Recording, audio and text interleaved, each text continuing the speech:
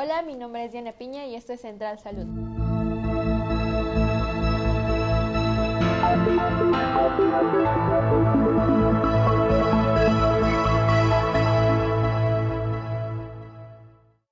Hoy hablaremos de un nuevo tema que está cambiando al mundo respecto a un nuevo virus que está causando nuestra actual pandemia, el SARS-CoV-2 o mejor conocido como COVID-19. La idea principal es hablar sobre las neuroinfecciones o bien una de las complicaciones de la infección por SARS-CoV-2, la encefalitis viral. Recordemos que el 19 de noviembre de 2019 se dio a conocer el primer caso en Wuhan, China, por este nuevo agente infeccioso, del cual en ese momento no se tenía mucha información como la que tenemos ahora. Este virus ha cobrado más de 2.5 millones de muertes e infectado más de 116 millones de personas a nivel mundial. Debido a su gran potencial de contagio y mortalidad, fue declarada una emergencia sanitaria que se convirtió en una pandemia. Una de las principales características clínicas de la enfermedad causada por SARS-CoV-2 son los síntomas respiratorios, pero este virus también posee diversas características y una de las más preocupantes es que posee la capacidad neuroinvasora y neurotrópica que va a ocasionar neuroinfecciones y pueden ocasionar la muerte en pacientes con comorbilidades,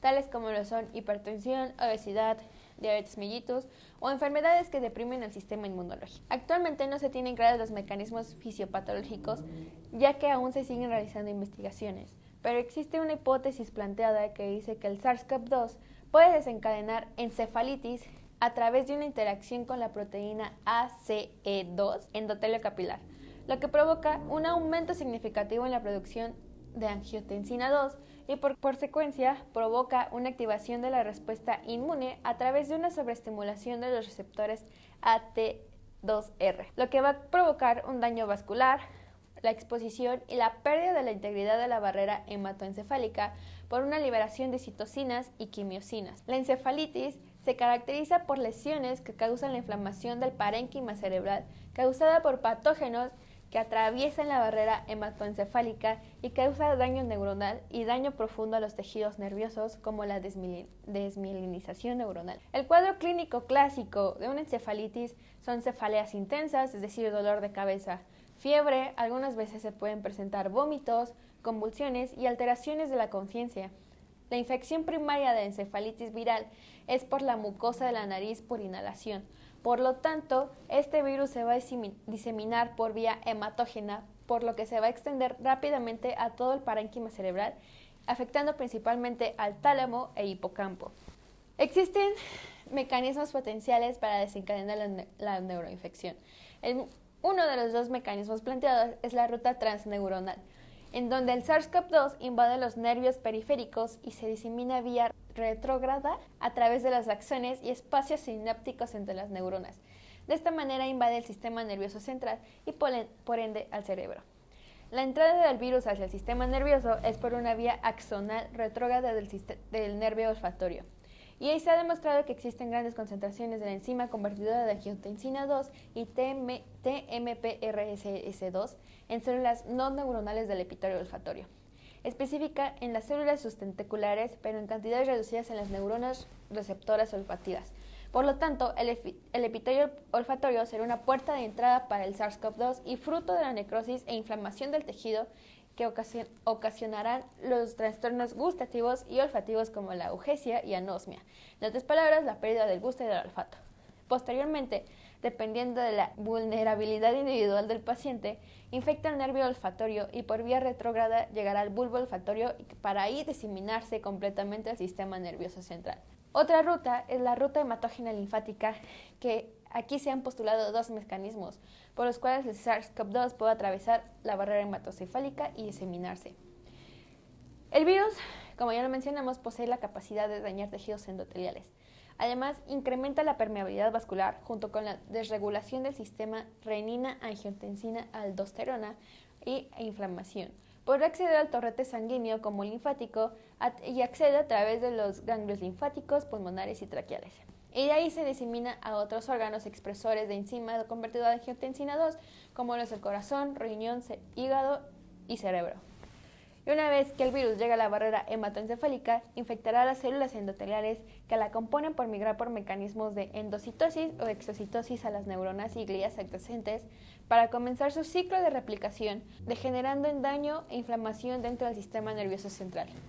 El segundo mecanismo es comúnmente conocido por ser un caballo de Troya, ya que el virus burla la selectividad de la barrera hematoencefálica al pasar por una célula inmunológica, ya sea por medio de leucocitos, células dendríticas y macrófagos infectados. Este mecanismo le permite al virus mediar la comunicación inmunitaria, disminuyendo la expresión de citoquinas como el interferón alfa o beta, pero aumenta la expresión de las citoquinas proinflamatorias como lo es la interleucina 6 o el factor de necrosis tumoral, lo que va a incrementar la tormenta de citoquinas. Desde un punto de vista epidemiológico de las complicaciones neurológicas por SARS-CoV-2, se mostró que hay una prevalencia en varones de mediana edad. El inicio de las manifestaciones clínicas en este tipo de pacientes aparece en los primeros 7 o 8 días durante la infección respiratoria. Este dato nos sugiere que la sintomatología confuncional puede estar relacionada con la evolución de la enfermedad respiratoria o una encefalopatía hipercápnica, con la aparición de complicaciones a nivel de otros órganos, o la progresión de la reacción inflamatoria sistémica, o por una tormenta de citoquinas. En mujeres, la clínica neurológica aparece precozmente hasta 24 horas antes que en los hombres. La infección puede cursar de manera atípica o bien inicia de una manera súbita que puede ser en algunos casos mortal. La forma atípica de la enfermedad se presenta con fiebre y síntomas respiratorios. De acuerdo con los estudios clínicos realizados, se muestra una hiperproteinorraquia sin consumo de glucosa, lo cual es común en cuadros neurológicos inflamatorios y degenerativos graves. Los estudios de líquido cefalorraquídeo mostraron un predominio de linfocitos mononucleares con un recuento de 0 a 70 células por milímetro cuadrado. En una analítica sanguínea de control se muestra un aumento significativo de aspartato transaminasa, alanina transaminasa, lactato deshidrogenasa y creatincinasa, ferritina, propéptido natriurético cerebral y dímero D.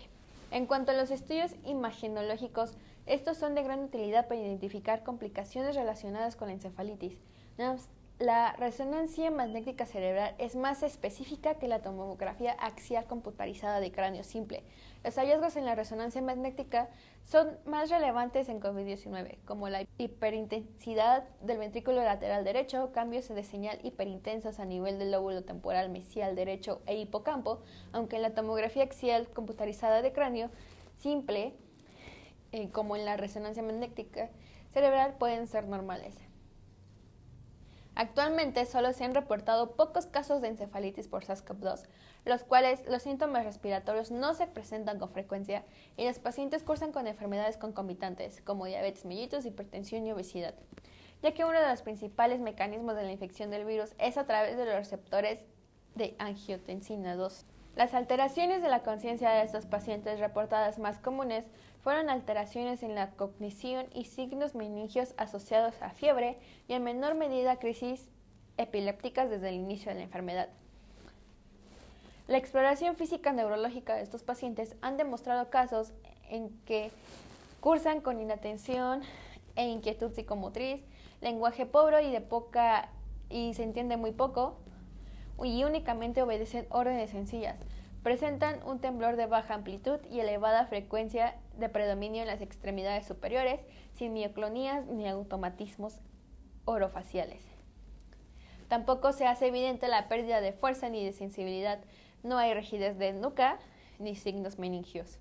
Como se trata de una complicación de una enfermedad causada por un virus que afecta principalmente a vías respiratorias altas y bajas, no se cuenta con una extensa literatura sobre los casos.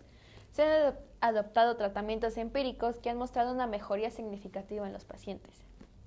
El fármaco más utilizado en estos pacientes es la dexametasona combinada con antivirales como remdesivir, ya que la dexametasona pertenece a la familia de los glucocorticoides y es utilizada como antiinflamatorio e inmunosupresor, ya que por su mecanismo de acción, este fármaco tiene la capacidad de penetrar al sistema nervioso central y cruza con gran facilidad las membranas de las células y se unen a receptores citoplasmáticos específicos que van a inducir una serie de respuestas que van a modificar la transcripción y la síntesis de proteínas. Estas respuestas son la inhibición de la infiltración leucocitaria en el lugar en el que surgió la inflamación, la interferencia con los mediadores inflamación y la supresión de las respuestas inmunológicas debido a la acción antiinflamatoria de los glucocorticoides, implica proteínas inhibidoras de la fosfolipasa A2 o también llamadas lipocortinas, que van a controlar la biosíntesis de potentes mediadores de la inflamación, como son las prostaglandinas y los leucotrienos. El antiviral más usado en estos cuadros clínicos es el remdesivir, que ya está aprobado por la FDA. El remdesivir es un profármaco del nucleótido adenosina que se metaboliza en las células huésped para formar el metabolito del nucleósido trifosfato farmacológicamente activo. Este va a actuar como análogo del trifosfato de adenosina, o también conocido como ATP, y compite con el sustrato ATP natural para la incorporación en las cadenas de ARN nacientes por la ARN polimerasa, dependiente de ARN del SARS-CoV-2, lo que va a resultar en la terminación retardada de la cadena durante la replicación de la R viral. Como tratamiento neurológico específico se utilizaron antiepilépticos y en casos muy graves de la enfermedad inmunoglobulinas para tratar la infección. La metilprednisolona es otro glucocorticoide recomendado para tratar la infección, ya que por su mecanismo de acción interacciona con receptores citoplasmáticos intracelulares específicos. Una vez que se forma el complejo receptor para el glucocorticoide, este penetra en el núcleo, donde interactúa con secuencias específicas de ADN que estimulan o reprimen la transcripción génica de ARN mensajero específico que codifican la síntesis de las determinadas proteínas en los órganos diana.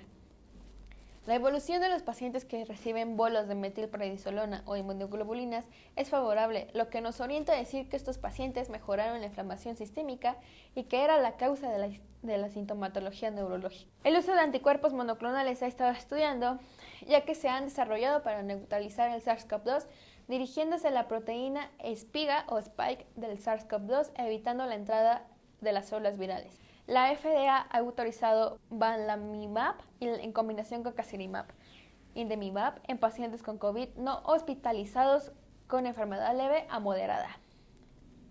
Si se usa cualquiera de estos anticuerpos monoclonales, deben administrarse en una sola dosis intravenosa tan pronto como sea posible después de una prueba de SARS-CoV-2 positiva. Tocilizumab es un anticuerpo monoclonal que hace frente al receptor de la interleucina 6 autorizado para el tratamiento de la artritis reumatoide y el síndrome de liberación de citocinas. El tratamiento con tocilizumab es el primero en el que se ha intentado frenar la fase inflamatoria de la infección por SARS-CoV-2, por lo que, en ausencia de resultados de ensayos clínicos, es con el que más experiencia se cuenta. Existen pocos datos referentes a la seguridad de tocilizumab y se ha asociado con un mayor riesgo de infecciones secundarias y se han notificado 2 casos fatales de insuficiencia hepática aguda secundaria a la infección por el virus del herpes simple 1. En pacientes con COVID-19 después de la terapia con tocilizumab y corticoides. Y bueno, con esto terminamos de nuestro tema de encefalitis viral. Espero les haya gustado y dejen sus comentarios aquí abajo sobre el tema que les gustaría hablar la siguiente cápsula. Bye.